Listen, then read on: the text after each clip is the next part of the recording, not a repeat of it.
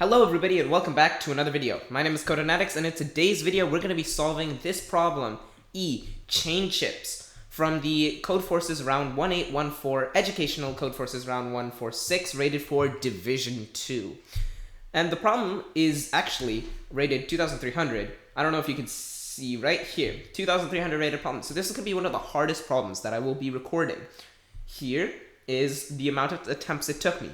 Actually, I had the problem solved here. It's just some stupid minor boundary cases that were bugging me, but the problem was actually solved on my first attempt, which is first off mind-boggling because this is one of the hardest problems that I've ever solved, and second off, I think really a testament to the fact that over time you can get better. So, problem E, chain chips. You're given an undirected graph consisting of n vertices and n-1 edges. The ith edge has weight ai, connects vertices I and I plus 1. Initially, each vertex contains a chip. Each chip has an integer written on it. The integer written on the chip in the ith vertex is I. In one operation, you can choose a chip. If there are multiple chips in a single vertex, you may choose any one of them, and move it along one of the edges of the graph. The cost of this operation is equal to the weight of the edge. The cost of the graph is the minimum cost of a sequence of such operations that meets the following condition. After all the operations are performed, each vertex contains exactly one chip, and the integer on each chip is not equal to the index of the vertex where that chip is located. You are also given Q queries of the following form, kx. Change the weight of the kth edge, the one which connects vertices k and k plus 1, to x. After each query, print the cost of the graph. Note, you don't actually move any chips when you compute the cost. The chips are on their initial positions. Okay, n is 2 to the power times 10 to the power 5, and q is 2 times 10 to the power 5. And it's 10 to the power of 9 for AI and the x's, so you know that you're going to have to deal with some longs here. So this problem is ridiculously insane. Like, the thought process behind this problem is crazy. So let's start. So first off, I'm going to start by drawing the sample input. So it's going to take me a while. So here we go. 1, 2, 3, 4, 5, 4, 5, 6, 7, 8, 9, 10. Alright, here are our vertices. So let's just drag them into the center. So now this edge right here, this one that connects these two values, this one right there, that's going to be worth 12. So let's draw that in. So this is 12. This one is 6. This one is 12. This one is 15. This one is 20. This one is 8. This one is 17. This one is 12. And this one is way too close for me to squeeze in the correct number. So we're going to erase that and put it as 15. And is this mouse accelerated? This is mouse accelerated. That's interesting. And right there. Boom. Okay, so we've got all of our edge weights. Now, the first operation that's going to happen is we're going to change this value right here. We're going to change that one to 10. So this is going to, boom, ding off.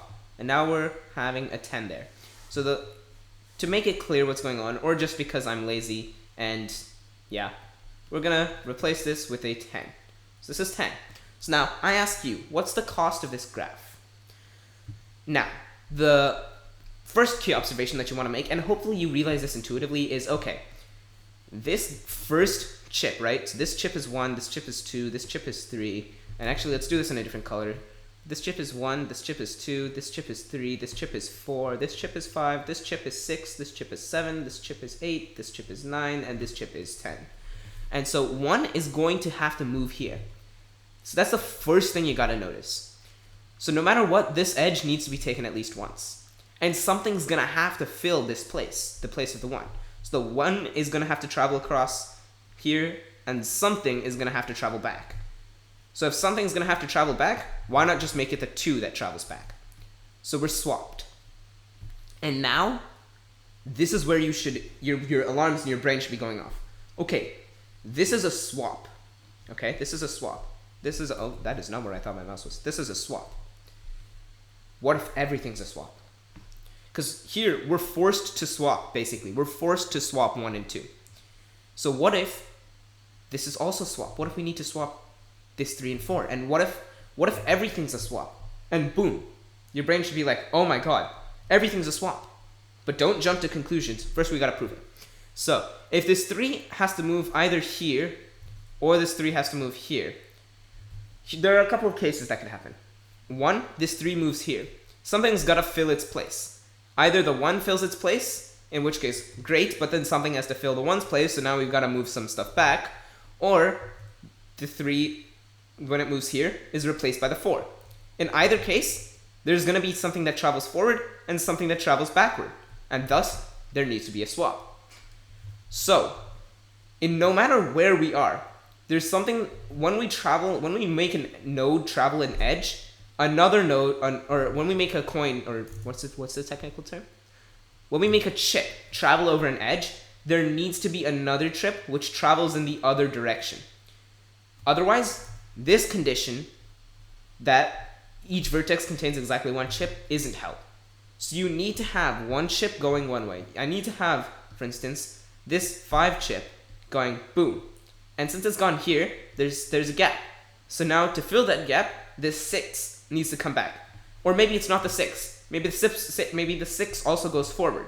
Then the 7 needs to come back, and then the 7 is technically what's swapped with the 5. So this is the scenario that we're seeing. But now if I'm doing the 5 here, and then the 6 comes here, and then the 7 goes all the way back, right? So just to clarify, the 5 is coming, and then the 6 is coming, and then the 7 is going back, and then the 7 is going back. Well, notice how many edges we've taken. We've gone here once, we've gone here once, we've traveled back, and then we've traveled back again. That's the same thing as if we had just swapped the 5 here, swapped the 6 here, and then swapped the 5, and then swapped the 7. In other words, we just did 2 swaps. So we're always going to need to do swappings. So that's our first key observation, is that this is really just swapping some pairs of vertices. So to swap these 2 vertices costs double of this, which is technically 24.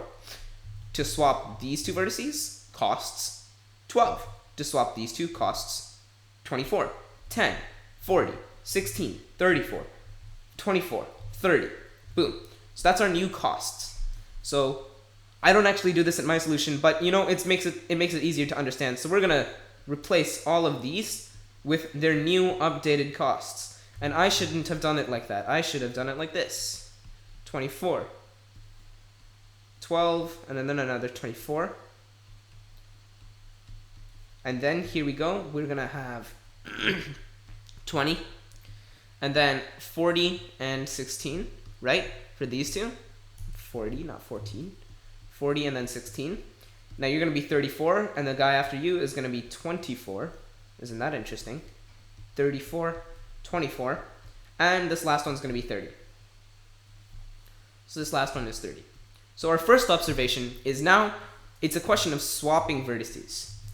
So that's our first observation. So observation 1, we're swapping. Okay, here's the second observation. This swap is going to have to happen, and this swap is going to have to happen. And ideally, we only want to do those swaps once. In fact, here's the second, or maybe the 1.5th observation. We only swap on an edge once. This should be pretty obvious.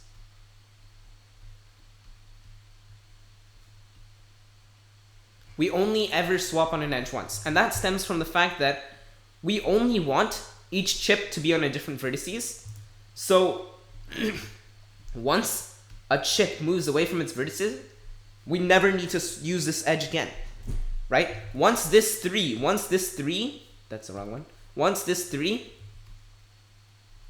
travels to the 4, and the 4, oh.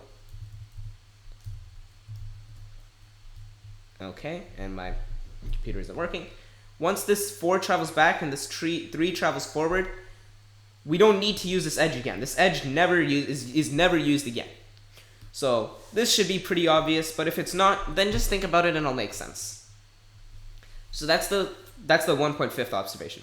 The second observation is we're going to need to swap here, and we're going to need to swap here. And so we can basically just pre-move these swaps. And now all we got to think about is this block right here. So I'm going to copy this down. 12, 24, 20, 40, 16, 34, 24.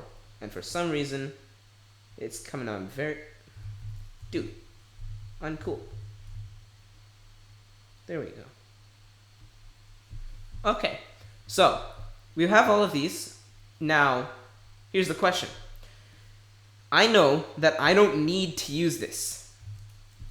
If I don't need to, and the reason I don't need to use this is because this 2 is already swapped with this 1. So now what I've got is I've got a 2 and a 1, and I've got a 10 and a 9. So theoretically, my solution need not contain this 12, because if I have a 3 here, this 3 can swap with the 4. So theoretically, I don't need this 12. And if I didn't use the 12, then I'm forced to use this 24. Now, if I'm forced to use this 24, what does that tell me about this? Well, this 20 can be used, but it doesn't need to be used. If we do use it, then this 40 can be used, but it doesn't need to be used. But if we don't use this 20, then what I've done is, assuming that I had the 24, then now I have a 4 and I have a 3. But I'm not using the 20, so I still have a 5. This 5 needs to be pushed out of its position, so I have to use this 40. Okay, now alarms, again, should be going off in your head. If I don't use the previous swap, I have to use this swap. If I do use this swap, I don't necessarily need to use the next one. So, what does that tell me? It tells me I want to select my edges such that the gap between 2 selected edges is at most 1. So I can have this, this, this, and this. That would be fine. Or I could have this, this, this, this, this, this. Again, would be fine. But I can't have this edge, skip 2, move to this edge, and then this edge, and then this edge. Because now I've skipped 2. So let me explain what's going on here. First, we'll prove that if the maximum distance between any two selected edges is 1, then we have a valid swapping. So to prove that, I'm going to prove by demonstration. Here we go. Here is my original. Let's do it in black. Here is my original sequence of edges. 1, 2, 3, 4, 5, 6, 7, and chips, not edges. 8.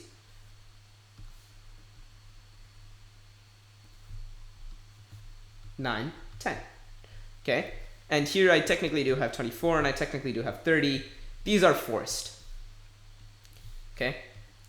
Now here's my proof that the maximum separation between any two need only be at most, or should only be at most 1. And in that case, we have a valid thing. Let's do it. This is a swap? Okay, cool. 2, 1. This is a swap? Okay, cool. 4, 3. This is a swap. Okay, cool. 6, 5. This is a swap. Or this is a swap, sorry. Okay, 8, 7. This is a swap. Okay. 9, 7. This is a swap. Okay. 10, 7. What's my resulting array? 2, 1, 4, 3, 6, 5, 8, 9, 10, 7. Nothing is in its correct position. And therefore, we have found a desired way of doing these edges. Way of keeping which edges we should swap along. So, we want to pick some subset of these edges such that the distance between two edges, like the number of not selected edges, is at most 1 between any two selected edges. So if I select AI1, AI2, AI3, etc., then absolute value of I1 minus I2 should be less than 2. Or less than or equal to 1, right? Or another way of saying it is I2 minus I1 is less than or equal to 1. I3 minus I2 is less than or equal to 1, right? So I'm selecting, for instance, A1, A3, A4, A6, A7, A9. Because now, oh, this should be 2. I realize my stupidity. These should be 2. Because now what I'm doing is I'm basically saying, okay, I'm going to strike off some values, and that means that I'm going to at least have 1 every value, right? So we want to choose these edges, this subset of edges, such that the distance between any 2 edges is at most 1. So the number of unselected edges between any 2 selected edges is 1. So between these 2 selected edges, there's 1. Between these 2 selected edges, there's 1. Between these 2 selected edges, there's 1. Between these 2 selected edges, there's actually nothing. Between these 2 selected edges, there's nothing. So this is something that would work. If I don't do that, if I select something which has a gap of 2 or more, what I end up seeing is this value never changes, and so that's a problem. So in this case, this would be 4. This 4 is never going to change, and that violates this clause. That violates that the integer on each chip is not equal to the index of the vertex where that chip is located.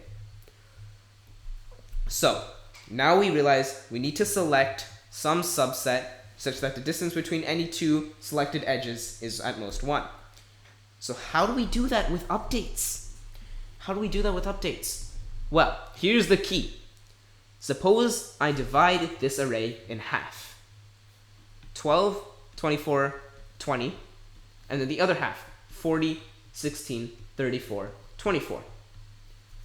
What if I knew the number of ways to select one edge here, and the number of ways to select, or like the number of ways to select a proper subset of edges here, and the number of ways to select a proper subset of edges here?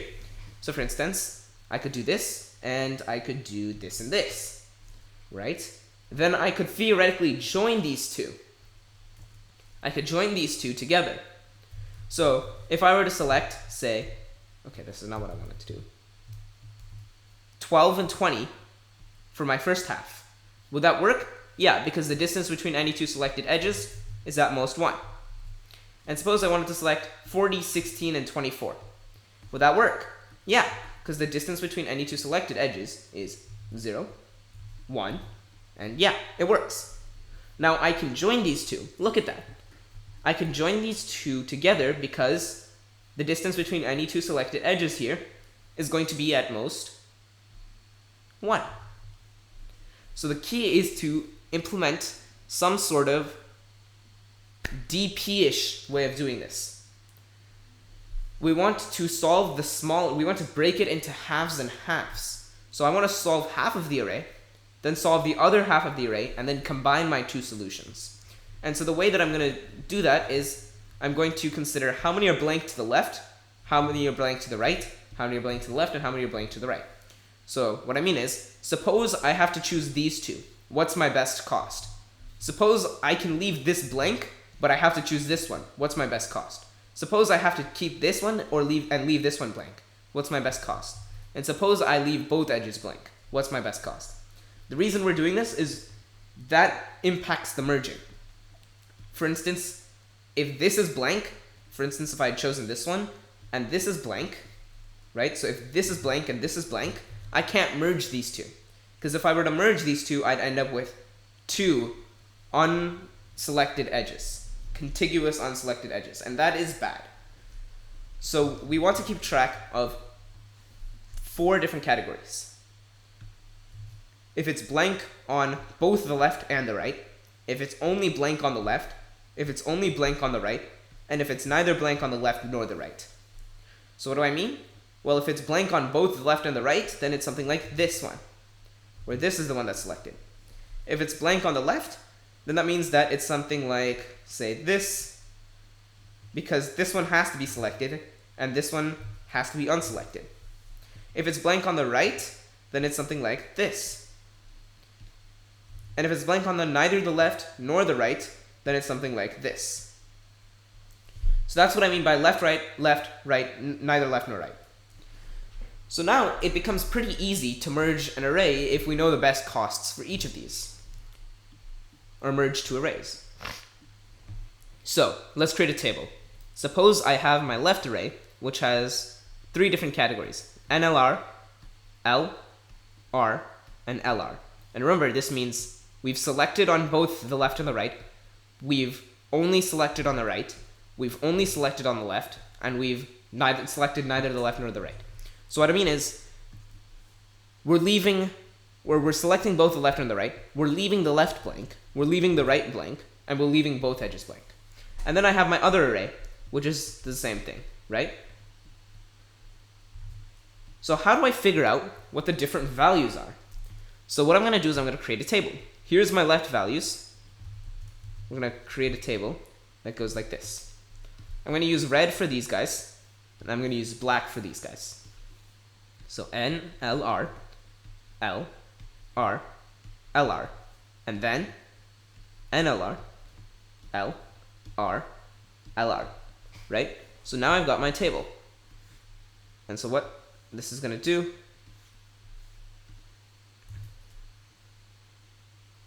is something like this.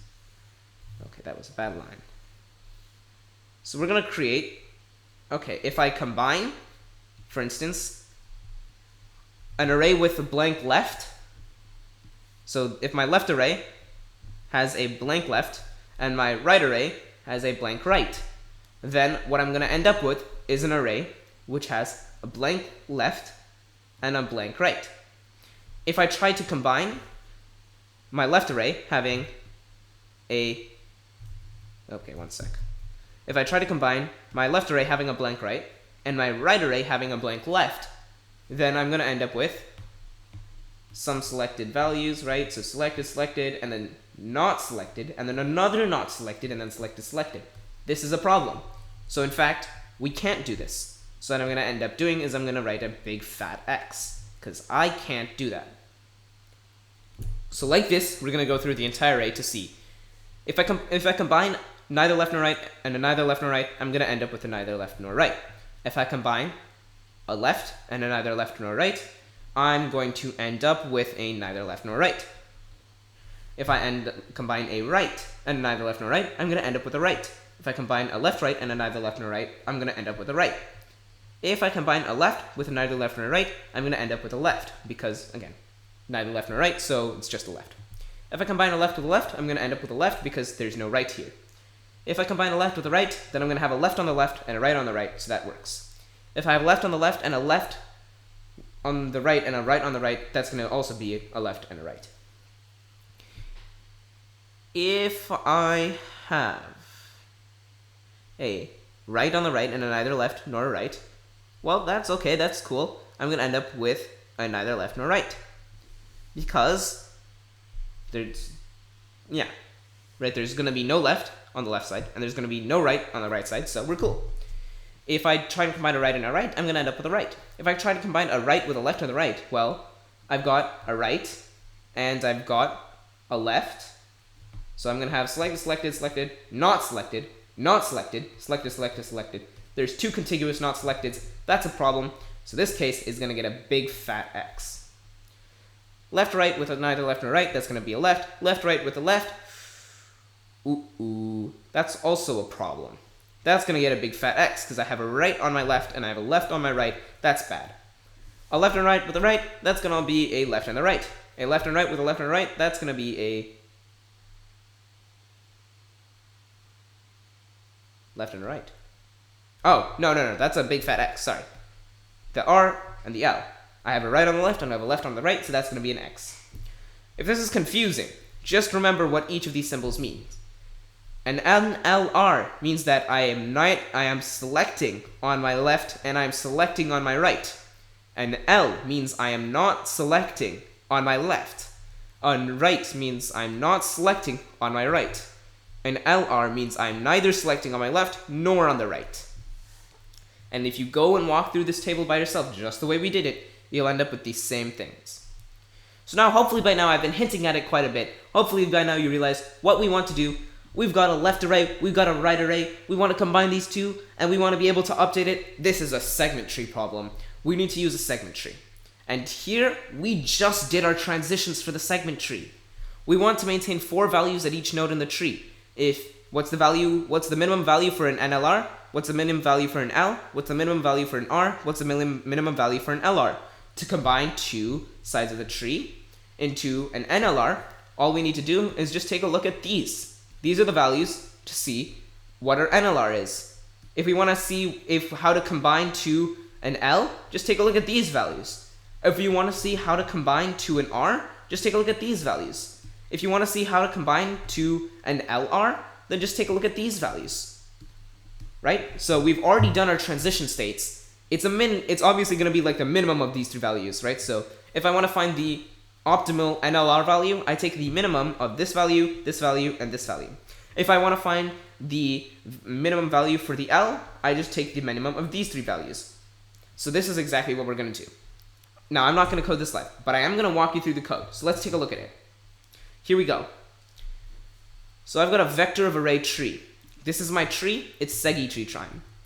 And here's my vector v, which contains my initial array. So I'm going to read in my array. This is just handling if n equals 1, and this is handling if n equals 2, because these are some edge cases which I did not properly handle. So you can just ignore these. Now here's my tree. Void update. So int mid is equal to L plus R over 2. This is standard segment tree stuff. If L equals R, what I'm doing is I'm saying, okay, tree of n of 0, right? So what is that? That is basically saying, if I have a neither left nor right at this index. So for an array of size 1, if I have got 1 value, right? So that means I've got just u, right? For an array with 1 edge, 1 selected edge, I'm either going to have both the left edge and the right edge, because same edge, selected. So either I have NLR, because both are selected, or LR, because neither are selected. So that's all I'm doing. If I'm doing NLR, that means I'm selecting this value. Oh, wow. I don't know what happened. Then I'm going to set tree of n of 0 to val. So 0 is NLR, 1 is L, 2 is R, and 3 is LR. And so I can't have just the right side, but not the left side, because it's the same edge. It's either selected or not selected. And so the same thing for the R. So either LR, which means we're not selecting the right, we're not selecting the left, so 0, we're not selecting the edge. Or NLR, we're selecting the right and we're selecting the left, so val. And then this is just standard segment tree stuff. And this is our transition. It is a behemoth of a transition, so let's walk you through it. So tree of n of 0 is min of tree of 2 times n of 0 plus tree of 2 times n plus 1 of 0. What is that? That's simply just my left tree is going to be NLR. My right tree is going to be NLR. What does that give me? NLR. And then min of tree of 0, so left side is NLR, 1, right side is L. What does that give me? NLR, L, gives me an NLR. And the last one we want, and I'm going to go in reverse order this time so you can see, I want an R and I want an NLR. The R is going to be 2. The NLR is going to be 0. So I'm going to do tree of 2 times n of 0 plus tree of 2 times n plus 1 of 1. Oh wait, no. Tree of 2 times n of 2 plus tree of 2 times n plus 1 of 0. Sorry. Because we want 2 and then we want 0. And that's exactly what we do here. 2 and then 0. And the rest follows. So I want LLL, so that's going to be 1, 0, 1, 1, 3, 0. So 1, 0, 1, 1, 3, 0. I want R, so that's going to be 0, 2, 0, 3, 2, 2. And look at that, 0, 2, 0, 3, 2, 2. And lastly, for the LR, that's going to be 1, 2, 1, 3, 3, 2. 1, 2, 1, 3, 3, 2. Boom. It works. So now my segment tree is literally done. That's it. All I'm going to do is I'm going to just go and plug in the middle values because like we mentioned up here, these values are forced, so I basically just ignore them and I only run my segment tree on these middle values. And so I'm gonna plug my middle values into my segment tree, read in my queries, update my edges. If it's a boundary edge that I want to update, I'm just gonna update it like plain. Otherwise, if it's one of these, I'm gonna update my segment tree's value. My segment tree is gonna flood through and update everything. And now I'm gonna query the top dog node, which is gonna basically be like, what's the best value for an NLR for my entire array? What's the best value for an L for my entire array? What's the best value for an R for my entire array? What's the best value for an LR for my entire array? I'm gonna go through, I'm gonna minimize over all of those, plus v of 0, that's this bad boy, plus v of n minus 1, that's this bad boy, and then I'm gonna double it because I forgot to double it at the start. And boom, that's the code. That's it, we're done. It's a beautiful, beautiful, beautiful sub 100 line segment tree problem that it's just so mind-boggling to think about it. And unfortunately, I don't have the satisfaction of coding this live because I don't trust myself to be able to code it properly live. But here's what you can do. You have the strategy. You have the algorithm. So do it yourself. Code it yourself and submit it yourself. It's the best way to learn. When you try to implement an algorithm, that's when all of your neurons fire. That's when everything clicks in your brain. So that's what you got to do if you want to get better.